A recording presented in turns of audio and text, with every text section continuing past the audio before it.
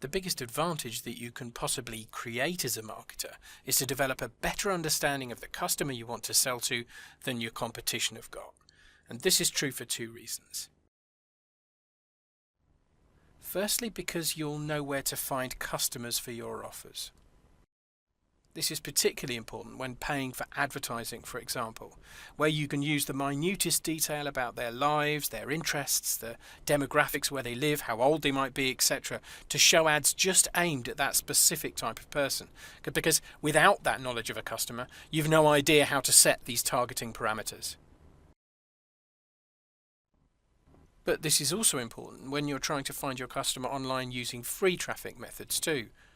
A better understanding of who your customer is, what age they are, where they live, and particularly what their interests might be, will lead you to use certain social media networks or websites where you'll be able to find them. One of the biggest challenges we have as marketers is finding people interested in the offers we have, and an understanding of your customer gives you the clues you need to find them. The second reason why it's crucial that you understand your customer is that you'll be able to persuade them to buy what you're recommending or selling to them. Your job as a marketer is to design blog posts, emails, videos, social updates, or whatever promotional messages you put together, which connect with potential customers. How do you expect to do that if you don't fully understand what they want most from their lives, the barriers they might face every day in moving towards these goals, and the basis on which they make their buying decisions? In my experience, far too many marketers take shortcuts here and end up with a campaign which is targeted at one person, themselves. I've yet to meet a successful online or offline business person who succeeded by selling themselves anything. So now we recognise how important it is not to market to people with a blindfold on. How should we develop a knowledge of our customer? The model I use to understand my customer is this one, the flight of stairs. And to use this, you need to do three things. Firstly, ask yourself what the final destination your customer or potential customer would want to reach is. What's the highest goal they have for themselves? Now, understand when you do this that the first answer you come up with isn't always the right one. What you're actually looking for is the ultimate destination. So for example, your customer might want to leave an uninspiring 9-to-5 job. But why? Do they want to travel the world? Might they want to earn more money doing something else? Would they want to own their own business? Or is the ultimate reason to own their own time and to be free to choose the path that they take each day? Now it's not always going to be possible to imagine these things, but get used to trying.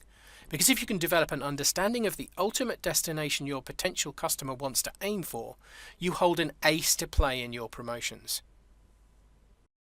Your objective here isn't to come up with a perfect model first time, but to get used to asking these questions, and to develop your understanding as you interact with people and sell them things.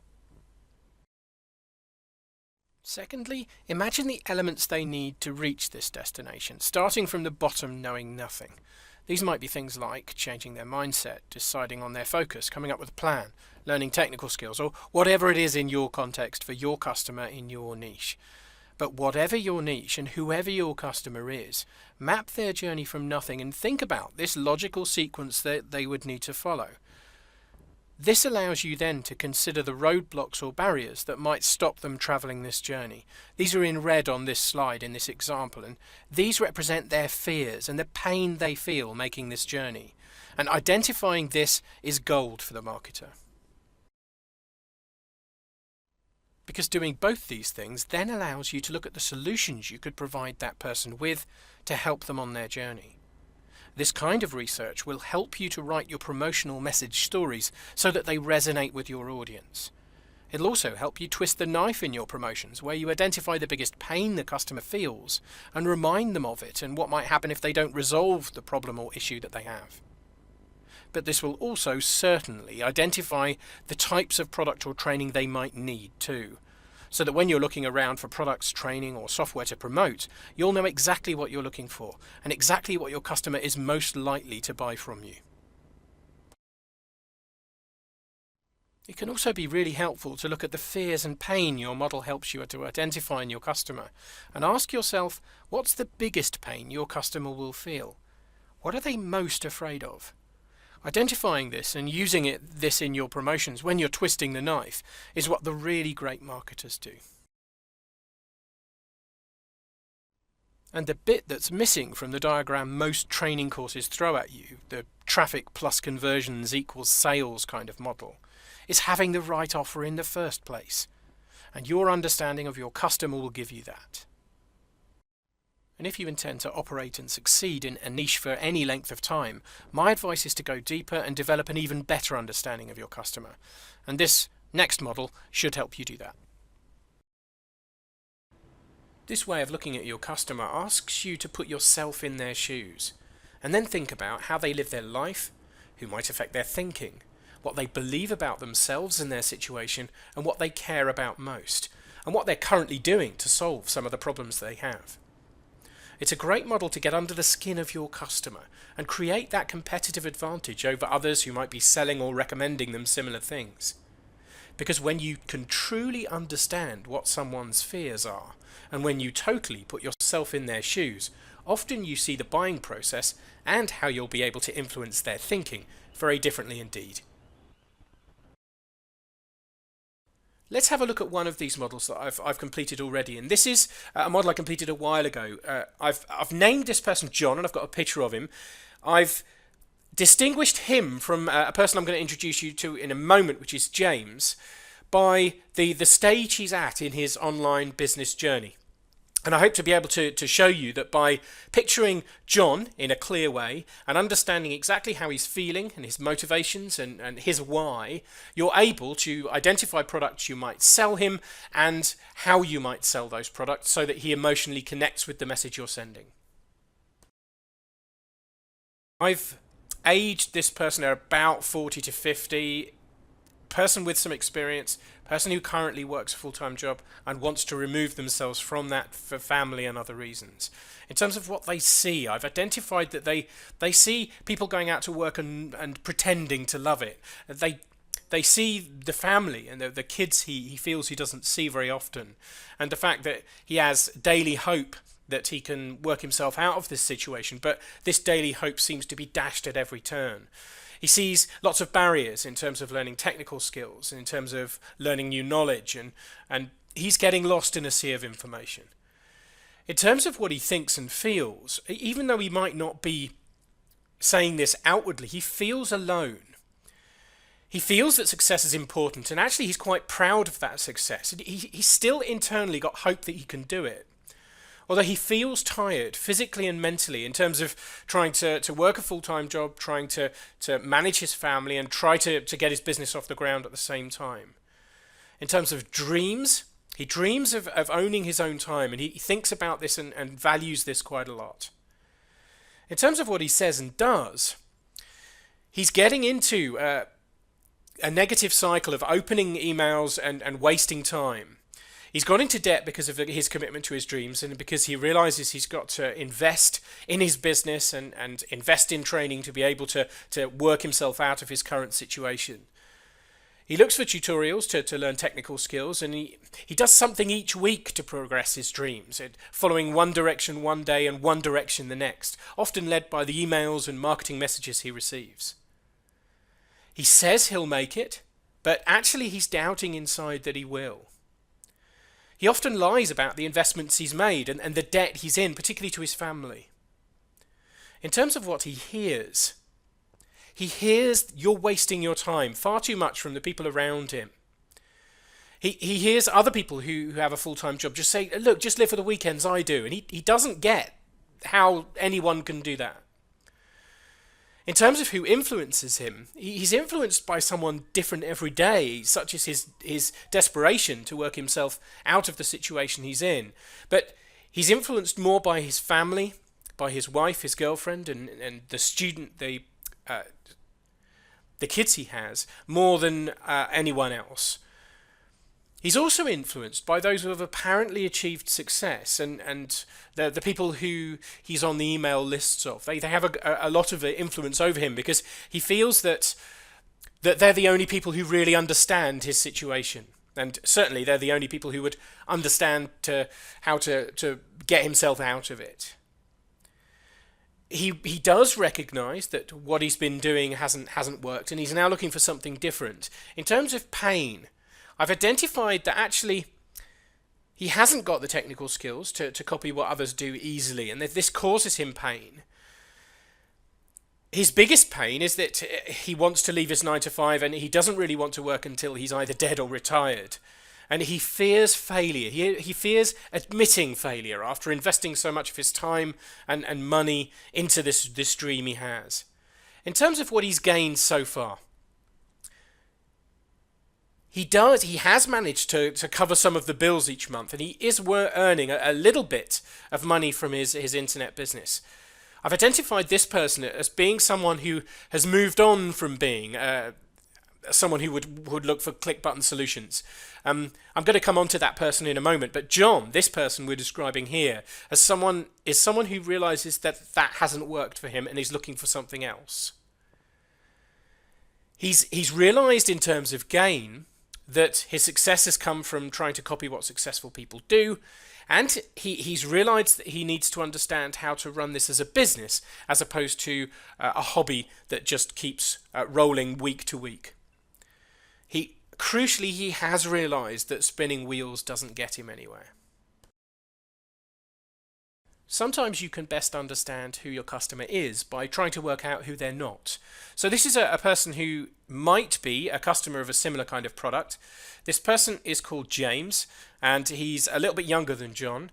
He's got a few different habits and a few different ways of thinking. Let's have a look at these briefly. In terms of what he sees, he follows fads, but he's always one step behind. But he sees these things as big opportunities, and he does keep buying lots of $7 reports. And honestly, each time he reads one of these things, he thinks, "Oh, this is going to be it. This is going to be the moment at which my life changes." Like many of us have. He sees people achieving riches overnight without any effort and honestly believes that's possible. He's surrounded and egged on by others who believe the same sort of things. And as a result, he hasn't really got any long-term direction. He never spends much on anything and refunds quite a lot. He's got a problem committing himself, and he gives up quite easily. And he's got a short attention span. He might not have a job. He might have an income that was dependent on his parents, or he might be living with other people in an unemployed home. In terms of what he thinks and feels, my impression of James is he's a little bit gullible, a little bit impressionable. He's still growing up. He's still working out who he is.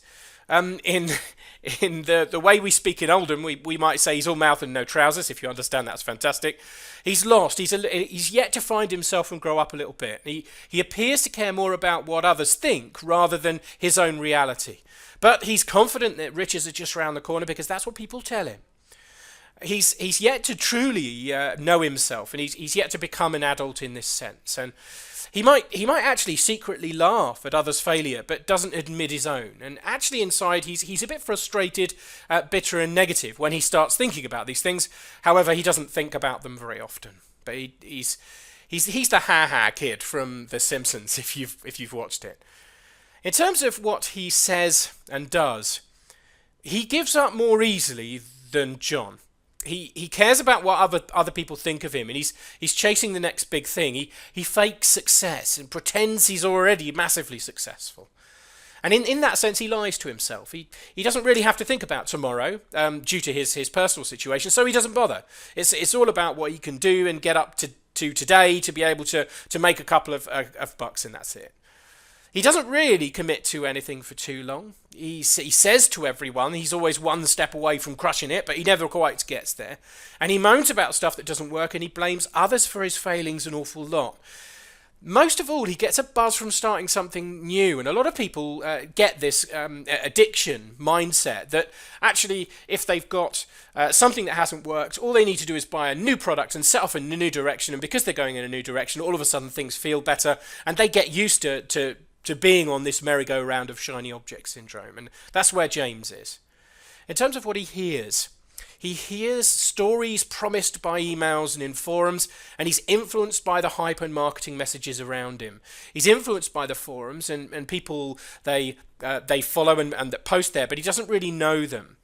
He's egged on by friends who will be lying to themselves too, and they're all trying to live up to each other's lies.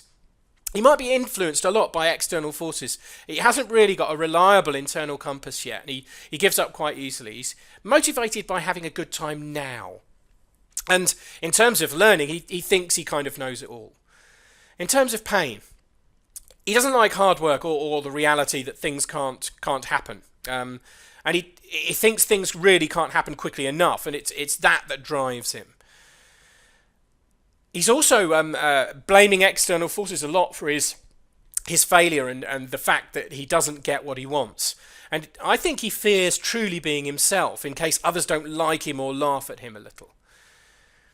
In terms of what he's gained, he sees success as a series of one-off events. He defines success in that way. And as a result, his definition of success is kind of constantly changing due to the external influence he puts himself under. And he's under the impression that one deal can mean success. He's got a very short-term perspective on things. So why have I gone overboard in describing these customers, and what have I gained by doing it? Well, I created these customer profiles for a recent promotion of an online business planning system which helps customers think long-term and start a real business as opposed to a short-term hack or click-button solution. And I was interested in targeting people like John, who'd realised that click-button solutions don't work and who were prepared to pay more for the training they need to solve their problems. So how did these models help me? Well, let's look at James and John for a few minutes and some conclusions I reached about how I would market to each of them. So if we look at John for a moment, he's realised that one-click systems don't deliver on the promises they make. So if I was marketing to him, I'd be able to connect with the way he thinks by using this in the angles of the messages I write and record. I might focus on his love of family and the freedom success will give him in terms of how he spends his time, not being the dad who's always at work and his kids not growing up really knowing their father, for example.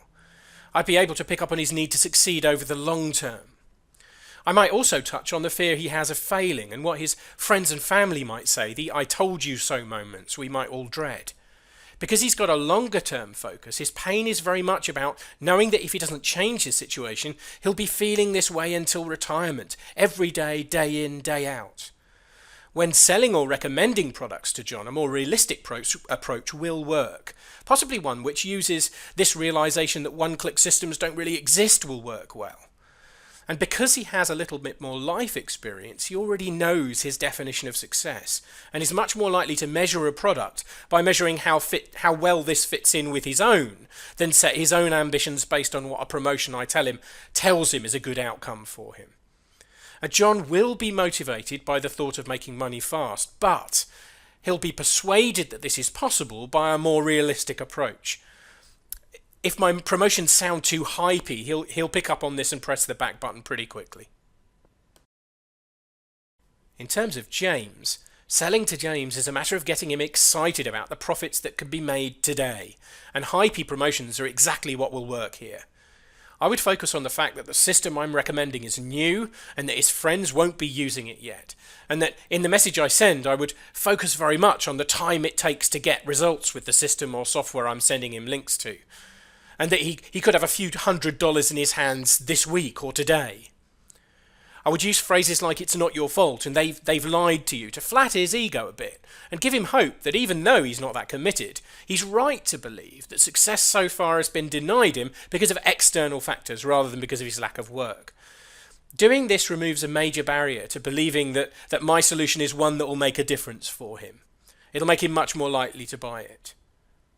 He doesn't want to know that things take time or that hard work might be necessary, and I can influence his perception of what success means quite easily by providing evidence of other people's success. He's likely to set his own benchmark of success at the level I set for him. But look, the level of detail you go to in your own promotions is up to you in terms of how you understand your customer and what you do to prepare for the promotions you set up. I've explained things here as I see them, and in terms of what's worked for me marketing products to people on and offline. Your challenge is to come up with a system which makes sense to you. Something that doesn't take too much time and something which has value and allows you to market more effectively. It's also worth saying that while putting yourself in the shoes of a customer we're targeting works, there's no substitute for talking to real people and finding out what they really think and feel. But if you're operating in a niche for any length of time, the hour you might spend into doing this kind of analysis could pay off for years into the future. And as you sell to people and interact with your customers, you'll be able to come back to these models of your customer and improve them based on what you find out. And look, don't think that models like this aren't practically useful either. If you're looking at a promotion and wondering about an angle which you might be able to use to effectively recommend or sell something, coming back to how your customer feels, what they're doing to solve their problems, and what they're most afraid of is a great place to start.